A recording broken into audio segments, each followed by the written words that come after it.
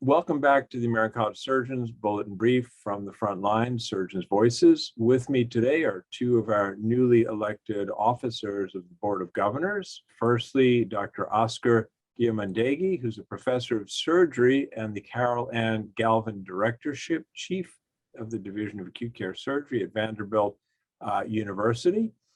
In addition, we have with us Dr. Ross Goldberg, who's been a guest before, although in the past representing advocacy and healthcare policy. Dr. Goldberg is the District Medical Group Vice Chair of Surgery and the Specialty Ambulatory Medical Director at Valleywise Health in Phoenix. He's an Associate Professor of Surgery at Creighton University School of Medicine in Phoenix. Dr. Goldberg was recently elected as the Vice Chair and Dr. Guillamondegui as the Secretary of the Board of Governors. Welcome, gentlemen. Thanks. Great to have you both. Maybe I'll start out, if I could, with you, Dr. Guillamondegui, and just tell us a little bit about the composition of the Board of Governors. The Board of Governors is made up of the three executive officers, the chair, vice chair, and the secretary. And then there are numerous subdivisions of Board of Governors, whether it's the specialty societies, which all have a representative to the Board of Governors, as well as each of the local, state, and regional areas have their own Board of Governors that are representatives as well. The total makeup is a little over 257, I think, at the current count. And each one of them is then placed into a pillar, which hopefully represents some aspect of their interest within the American College of Surgeons, in which they will each have an opportunity to put their expertise towards a topic of their want or desire, whether that's within education, well-being. I don't have the 5 pillars in front of me, excuse me, but the point is that we want to make sure that every member that is Board of Governor plays a part in being not just a steward of the American College of Surgeons, but a steward back to their community, representing the American College of Surgeons back to their specialty society or to their state. And it's a two-way street that allows a transfer of information in both directions, which I think is really important. That's great. So that's a good description of the size as well as the scope of the board. You touched upon the pillars, and Dr. Goldberg has been the advocacy pillar lead. And so I'd like to give you, Ross, the opportunity to speak a little bit about the pillars and certainly about some of the important work recently done by the advocacy pillar. Sure, yeah. So if you think about it, the pillars, actually, we just added one last year, a diversity pillar. You've got advocacy, quality, education, membership, communications, and they're standard pillars which really have each an important piece in the role of the college, right? And again, the communication is a key part, communicating with our members. And was just alluded to, the governors really serve as that conduit. I'm going to steal the analogy from Dr. Turner, where if you think of the Board of Regents as kind of like the Senate body, the governors are really like the House. We represent a variety of different groups, and together we provide information up to the leadership, but also back down to the membership and serve as that bridge to provide information, and as well as guidance on what to do and access to certain ideas and concepts. And the advocacy program, again, you alluded to, was one of those recent examples. I'm sure everyone got bombarded with emails from either myself or other members of the college regarding the Medicare payment the physician payment issue that we had to get addressed in Congress. Now, not ideal, but no one ever admits that a cut is a good thing, but we stopped a 9% cut and got it down to a 2% cut. And if you do the math, that's still thousands and thousands of dollars we're able to save for our members. And a large part of that was due to the grassroots effort, partially done by the Board of Governors. Our members reached out and got people to write those letters and make those phone calls. It's that two-way communication to provide the information to our membership and up to leadership, and then acting upon those. So there you see a clear example of how the Board of Governors can function within the structure of the college to get large issues addressed in a timely fashion. That's a great example. And you also mentioned all of the other pillars, and all of the pillars are busy doing various things. Maybe Oscar, you can give us a kind of glimpse into some of the things that you'd like to see accomplished in 2022, whether that's the continuation of projects already started or the initiation of new projects. Yeah, let me tell you something. First of all, the most important aspect about being a member of the American College of Surgeons is that every time you raise your hand, you'll be heard. And in that regard, if you consider that you go to various meetings and there's a lot of conversation and nothing happens, the one thing that sets the Board of Governors and the American College of Surgeons apart is that if you bring up a topic and you act upon that topic, you will then be noted, and it will be notably put out in, whether it's in the bulletin or in paper form, a white paper. And in my case, in the wellness pillar of well-being, we found that ergonomics was something that was very important, and I think it's under represented as a need for surgeons, because by the time they realize they have an issue with their back, their neck, their knees, it's always at the end of career. So we wrote a white paper on ergonomics and what little is understood by most surgeons and what is necessary in order to have better outcomes at the end of career. And it was immediately picked up as a white paper and put into the bulletin. So I think that one of the critical aspects is that every action that you make, whether it's in a thought, in a group process, that can be borne fruit quickly. And one of the things that I think gets in the way of that, especially in practice, is that when we're away from these moments, these critical moments of being together, whether it's at the Congress or at any of the sub meetings that we have, the second we walk away, we get back to our regular lives. And I think one of the things that I would like to see happen is maybe a little bit more engagement of the governors on a more frequent basis.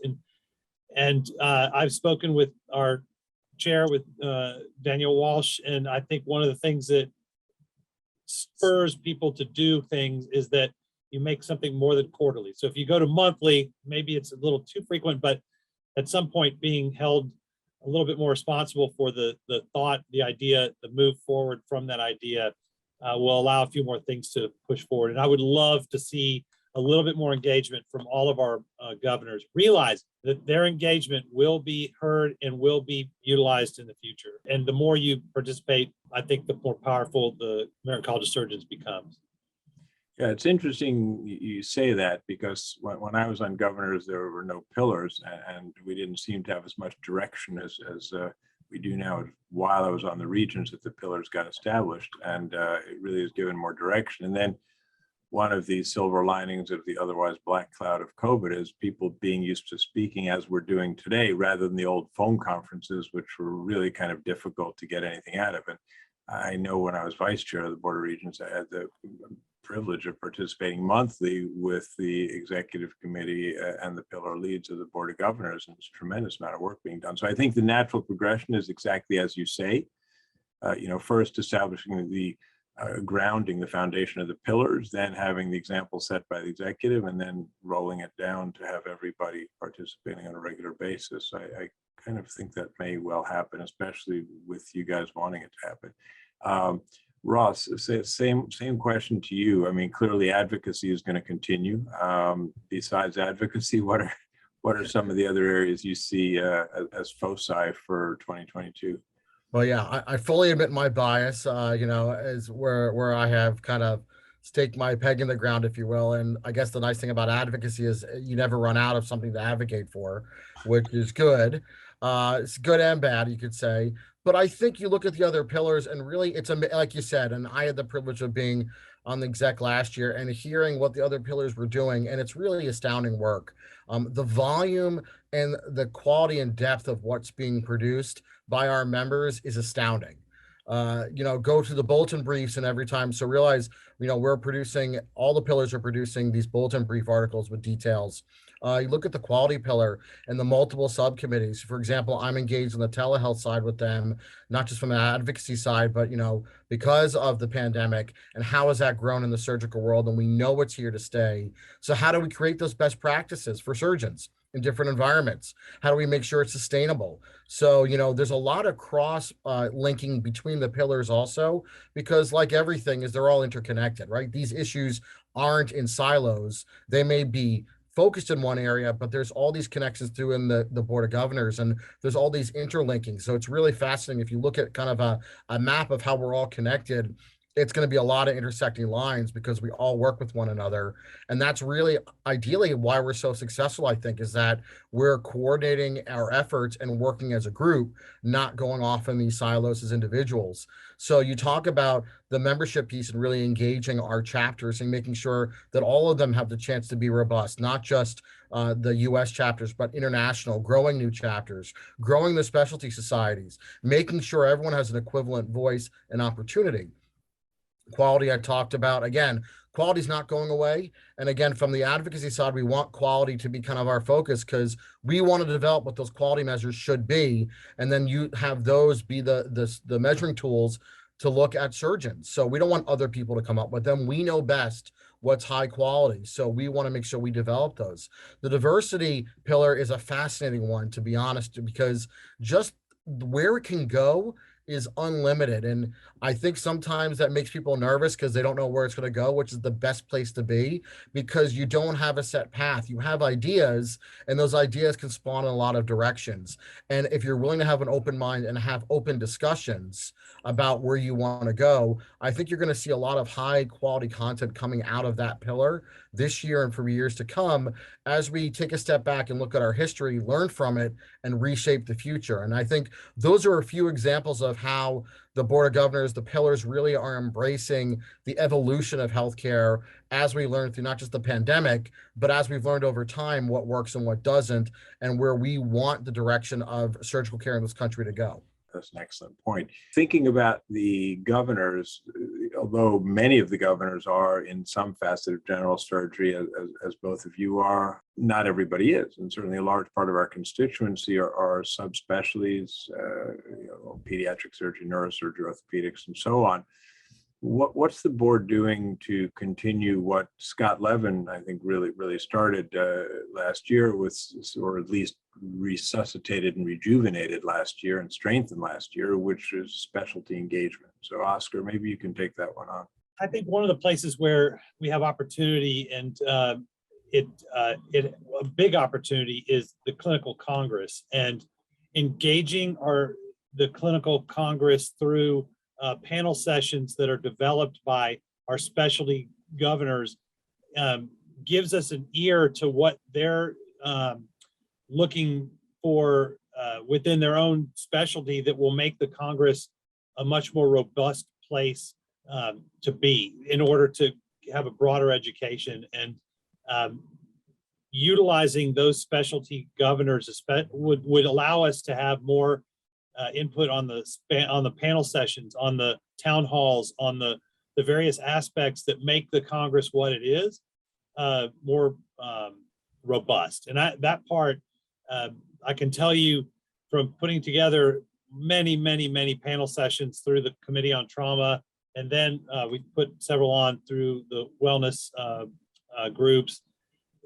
There's so much opportunity, and hearing those voices will allow somebody the opportunity to put that stuff together in a way that would be unheard if we didn't have the specialty governors with us. That's great. And Ross, what about between the various annual clinical congresses? How do we keep the subspecialties engaged through the governors? Well, then it's almost, I think you flip it around also is what are they interested in? Why are we going to necessarily dictate you must do this? Now, again, I'll use my example for advocacy, right? My role in Pillar Lead is to advocate for everyone, not just the things I think are important. I am not a trauma surgeon, which is probably a good thing, but I'm going to still advocate for my trauma colleagues for the issues they bring up through our Committee on Trauma and other issues. Same for other specialties. Everyone has certain issues. Scope of practice is a big deal, but as a general surgeon, am I really seeing scope of practice issues right now? I'm not fighting to do a gallbladder or a hernia or a Whipple, but the ophthalmologists are having issues on their end. So that's an example of a group that I could advocate for their passion and their concerns. So I think really it's engaging our governors to ask, and our members, what do you care about? There's a great line from another society I work in where one of the surgeons asks is like, what got you angry today and what can we talk about? But it is right. What gets your fire going and what gets you interested and engaged? I can get up and talk about Medicare payment, but that may be like, okay, great. But what do you really care about? What's affecting you in your life that you want us to discuss? And then are you going to engaging that person and getting them involved, not just sitting on the sidelines? I think that's the trick of doing it, is really finding where people's interests lie and then giving them the opportunities to pursue them is the best way to expand upon it, and do that in between the meetings so that they come to the meetings prepared, but they're doing things in that space in between. Well, that's great. And one way that may be achieved is with the Board of Governors survey, which is an important instrument. And maybe, Oscar, you can tell us a little bit about that survey in case people aren't familiar with it. The Board of Governors survey allows, it's an annual survey in which our voices are heard through that survey to the Board of Regents, and defines for the college what those issues are at the local levels for all the various groups, whether it's state chapters, specialty societies, and what are the things that are at the top of the list for priority engagement of the college, which of course lends itself very well to the advocacy side to allow us that ear to hear what we want to push for at the national level. I think I put my time and effort into that survey every year because I do think that we get some valuable information out of it. Yeah, I think you get valuable information. I know the regions get valuable information, and it's acted upon. The voices are heard and listened to as well. One last question, maybe for Dr. Goldberg, that we've spoken about specialty groups and general surgeons, and we mentioned international and domestic, but there's another two components, which is private practice and academic practice. And maybe you could address how the governors manage to address the needs of both of those groups. Yeah, like everything, we want to make sure we have equal representation from all varieties of the profession. And you touched on an important one, private practice versus academic. Dealing with residents and students like I get to every day is an interesting experience. But, I know in the private practice world, talking to my colleagues, what they have to deal with is an entirely different issue, and really want to make sure that we are aware, not just as leaders, but as an organization, representing everyone's needs. And they are different, right? The employed physician has a different set of needs versus private practice. One is not better than the other. They're different. There's some that overlap, and there's some that are kind of in different worlds. And the important part is not just acknowledging them, but how are you going to find solutions? Sometimes it's funny enough, you may find a solution in the other world, believe it or not. Can you apply that across lines? So I think it's important. And even though I know the dynamics have changed, the demographics have changed, you're seeing a large increase in employed surgeons for a variety of reasons. We don't want to lose that private practice voice, because that is the heart and soul of where we came from. So I think it's important to make sure that we have adequate representation and adequate voices to make sure we're advocating on their behalf and doing programs that are helpful for them, right? The solo practitioner in rural America can't actually make it to the clinical congress. So it behooves us to bring the clinical congress to them. Again, the last couple of years, a perfect example. The amount of content that just came out of the clinical congress is mind-boggling. I mean, I've lost track the number of hours of CME I've already gotten just from listening to all the great lectures. But that's a great way to deliver a service to our private practice colleagues who can't get away because they're responsible for so many patients and their well-being. And then giving them a chance, though, to let us know what's going on so we can provide resources for them, be it in education or connection to other members or other services the college offers. So I think remembering where we came from and where we started is important. And as we move forward, not to forget those roots and really engage all aspects of membership, because you never know where the good ideas are going to come from. It's usually when you're not looking is when you see it happen. So I think making sure we have that balance of private practice and academic is vitally important for the continued success of the college. Fantastic. A lot of very good information. I appreciate your time today. I appreciate your time working on the Board of Governors during your terms and during your leadership terms. So thanks for everything you're doing. Look forward to seeing you both in person, I hope, in the not too distant future. Well, hopefully at the advocacy summit, of course, I got to do the plug, right? Leadership and advocacy in April for everyone. We'll see you there in DC. I also want to add the point that Ross just made, which I think is a vital one, is that every voice is heard if you raise your hand and use it. And there are plenty of governors that represent a lot of people from a lot of different aspects of surgery. All they have to do is bring that to the board, and I guarantee you that it will be heard. And that what makes the college so wonderful to work with. And it's not something I understood until I really got ingrained in being a part of the team. And it's been a real pleasure to be a part of that. Fantastic. Stay well, gentlemen. Right. Be Thanks. well.